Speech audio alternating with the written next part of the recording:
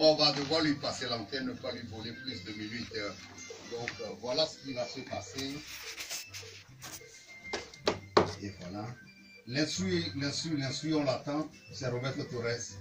On sent dans les veines les frères et les sœurs qui sont restés de l'autre côté, en Amérique latine, en Amérique du Nord, en Afrique. Et voilà, mais bon, le moment est venu de laisser l'antenne au folio du jour. Faut pas trop abuser de bonnes choses.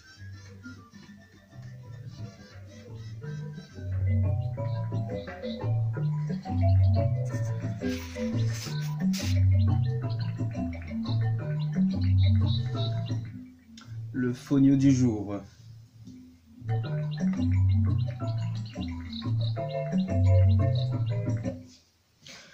Mesdames et messieurs, bienvenue sur Radio Campus. C'est moi-même Aliou Baldé. Ça faisait quelque temps que je n'étais plus sur cette antenne et dans vos oreilles. Merci à Yves pour la technique, à la rédaction de ce fonio aujourd'hui. Moi-même Aliou Baldé et Ned évidemment qui nous accompagne toujours en studio.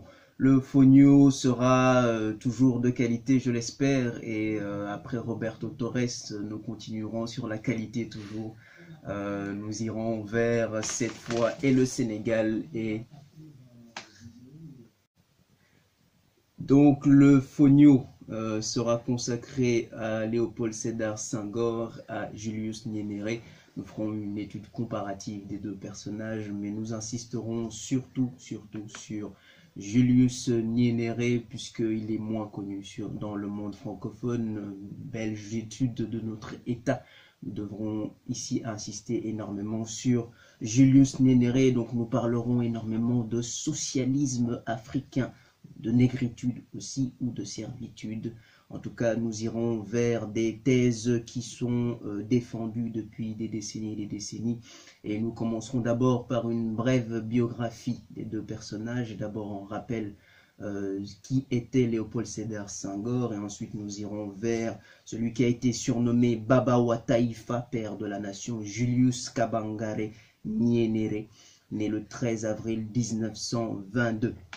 Ensuite, nous irons vers une thèse de 400 pages, mais nous ne vous lirons pas les 400 pages, évidemment, sur cette antenne. Nous n'avons qu'une heure consacrée, malheureusement, mais nous irons vers une dizaine de pages de cette thèse de doctorat défendue par une africaine du Kenya, Bouendoa Myriam Elogi Essi, thèse qui s'intitule Uru Ujamaa Azimio, Mwangozo, contribution à l'analyse de la pensée politique de Julius Nyerere. Tout de suite sans attendre, nous démarrons avec la biographie de Léopold Sédar Senghor, né à Joal au Sénégal le 9 octobre 1906. Léopold Sédar Senghor fait ses études à la mission catholique de Ngasobile au collège Liberman et au cours d'enseignement secondaire de Dakar, puis à Paris au lycée Louis-le-Grand et à la Sorbonne. Il est reçu à l'agrégation de grammaire en 1935. Tout en enseignant les lettres et la grammaire au lycée Descartes à Tours de 1935 jusqu'à 1938, il suit les cours de linguistique négro-africaine de Lilias Hamburger à l'école pratique des hautes études et ceux de Paul Rivet, de Marcel Mauss et de Marcel Cohen à l'Institut d'ethnologie de Paris. Nommé professeur au lycée Marcelin Berthelot de Saint-Maur-des-Fossés en 1938, il est mobilisé en 1939 et fait prisonnier en juin 1940. Réformé pour maladie en janvier 1942, il participe à ce qu'on a appelé à la résistance dans le Front national universitaire de 1944 jusqu'à l'indépendance du Sénégal. Il occupe la chaire de langue et civilisation négro-africaine à l'École nationale de la France d'outre-mer. L'année 1945 marque le début de sa carrière politique. Élu député du Sénégal, il est par la suite constamment réélu en 1946, en 1951 et en 1956. Membre de l'Assemblée consultative du Conseil de l'Europe, il est en outre plusieurs fois délégué de la France à la conférence de l'UNESCO et à l'Assemblée générale de l'Organisation des Nations Unies, secrétaire d'État à la présidence du Conseil en novembre 1956. ministre conseiller du gouvernement de la République française en juillet 1959. Il est élu premier président de la République du Sénégal le 5 septembre 1960. Léopold Sédar Senghor est évidemment connu pour sa pensée sur la négritude. Nous irons maintenant vers Julius Nyerere, le surnommé Baba wa Taifa, père de la nation. Julius Kabangrage Nyerere, né le 13 avril 1922 dans le village de Butiama, dans ce qu'on appelait à l'époque le Tanganyika, aujourd'hui devenu la Tanzanie. Il poursuit des études supérieures à l'université de Makerere en Ouganda et à l'université d'Édimbourg en Écosse, à la suite de quoi il devient professeur des écoles. Membre fondateur du Tanganyika African National Union, la TANU, en 1954, il est élu premier ministre lors de l'accession de son pays à l'indépendance en 1961. En 1962, il devient président. Sa vision de l'Ujamaa apparaît comme une contribution emblématique à l'enrichissement des idées du dit socialisme.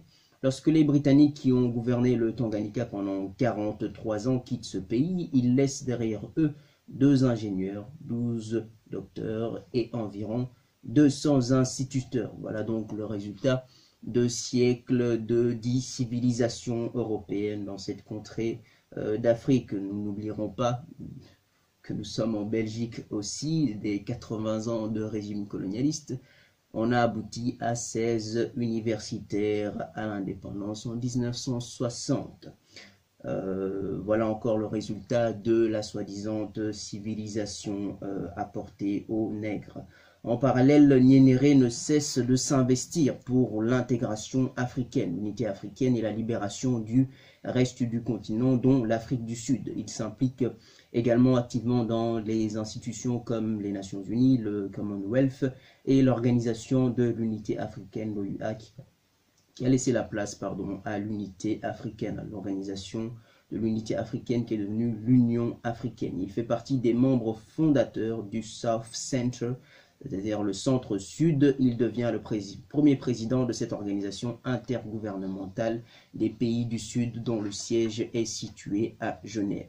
Je disais donc en introduction que j'allais surtout insister ici sur la pensée politique de Julius Nyerere, vu qu'il est moins connu dans le monde francophone, et je discuterai certainement ici du legs exceptionnel de Nyerere à l'Afrique et au monde. Sa spécificité relève de 2 plans. Il a démontré que s'engager dans le tracas quotidien de l'exercice du pouvoir politique est pleinement compatible avec le fait de soutenir les sans-voix pour qu'ils deviennent les agents actifs de leur propre transformation. Peu de leaders en Afrique et dans les autres parties du monde parviennent à combiner ces 2 qualités avec autant d'humilité et de doigté. Le président actuel aurait beaucoup de leçons à prendre de Julius Nyerere.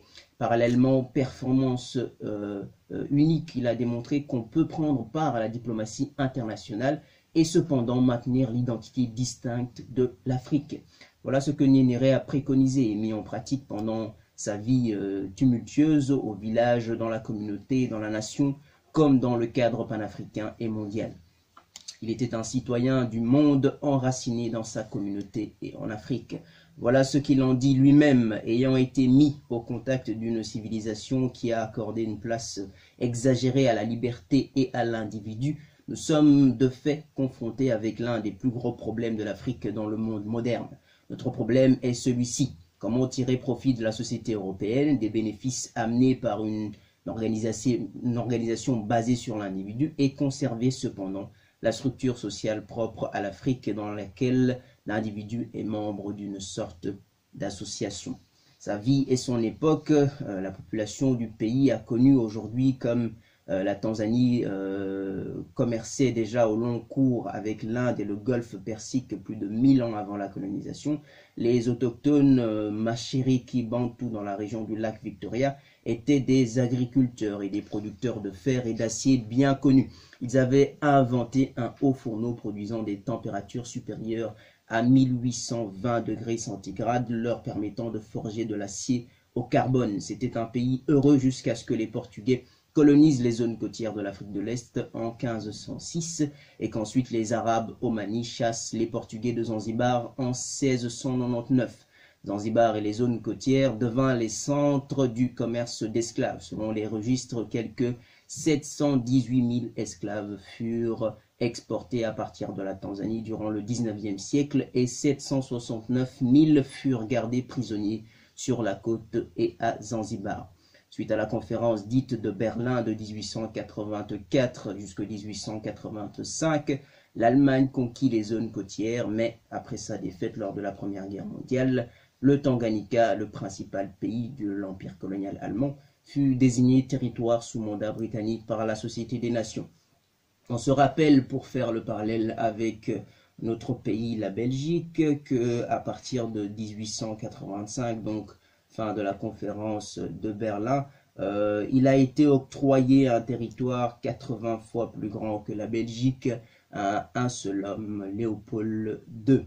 Donc ce qu'on appelle aujourd'hui la République très démocratique du Congo a longtemps appartenu pendant plus de 20 ans à un seul personnage qui s'appelle donc Léopold II et qui avait nommé, ça c'est paradoxal d'ailleurs, sa colonie l'État indépendant du Congo. Ce qui est d'ailleurs une petite erreur quelque part, vu que c'est une mauvaise traduction de l'anglais. En anglais, c'est plutôt The Congo Free State. Free, c'est pas tout à fait la même chose que indépendant. La dimension de free était vraiment une dimension d'abord économique. Léopold II n'y a pas participé lui-même à la conférence de Berlin, mais en tout cas, ses envoyés, qui sont Auguste Lambermont, du boulevard Lambermont à Schaerbeek, qui sont Émile Banning, qui a une rue pas loin de chez nous, ici, aux locaux de Radio Campus, ont joué énormément sur la carte économique et sur la carte du compromis économique, voulant à garantir la liberté commerciale dans ce territoire 80 fois plus grand que la Belgique. Je rappelle que c'est 2 300 000 km² environ, la République très démocratique du Congo, et la Belgique c'est 30 000 km². Les raisons avancées pour faire le lien avec le texte ici et les populations de ce qu'on appelait à l'époque le Tanganyika, la raison principale avancée pour justifier cette entreprise coloniale léopoldienne a été de dire qu'on y allait pour lutter contre l'arabe esclavagiste. On sait aujourd'hui que ce n'est non seulement pas vrai, mais qu'en même temps on a inventé pas mal de choses pour légitimer ce système colonial. On sait aujourd'hui que la véritable raison pour laquelle on fait la guerre, les agents de l'État indépendant du Congo et les Swahili du Zanzibar, c'est surtout pour des raisons économiques, des raisons de récupération du commerce d'ivoire, et non pas pour des raisons philanthropiques pour libérer les esclaves africains. Pour en revenir un peu à Julius Nyerere, la lutte du peuple pour l'indépendance commença alors sur le continent contre le règne impérial anglais et à Zanzibar contre la domination arabe. Ces luttes étaient encore à leur bout, à leur tout premier stade, quand naquit Julius Nyerere le 13 avril 1922 dans la ville de Butiama dans la région de Mara. Julius était encore enfant quand la Tanganyika African Association, la TAA, fut constituée en 1929, au début des années 1940. Alors étudiant à l'université de Makerere en Ouganda, Nyerere fonda la Tanganyika Welfare Association. Cette dernière se fondit plus tard dans la TAA, qui plus tard devient la Tanganyika African National Union, la TANU, dont Nyerere devient le premier président. La TANU conduisit le pays à l'indépendance en 1961 et honora Nyerere du titre de Baba wa Taifa, père de la nation. Les Britanniques gouvernèrent le Tanganyika pendant 43 années. Lorsqu'ils le quittèrent, ils n'y laissèrent que 2 ingénieurs, 200 enseignants formés, et voilà. Nyerere, en tant que philosophe roi, était un homme modeste, humble et responsable. C'était seulement lorsque vous engagiez, selon les témoignages en tout cas, une conversation avec lui, que vous découvriez avec fascination son charisme, son intelligence et son charme. Cependant, tenter de cerner sa philosophie est difficile. Il n'a pas laissé derrière lui des écrits d'ensemble expliquant sa philosophie. Toutefois, il n'était pas un philosophe dans le sens occidental traditionnel du terme. Il n'était pas un platonicien versé dans l'abstraction, bien que vers la fin de sa vie, il ait traduit La République, l'ouvrage très connu de Platon.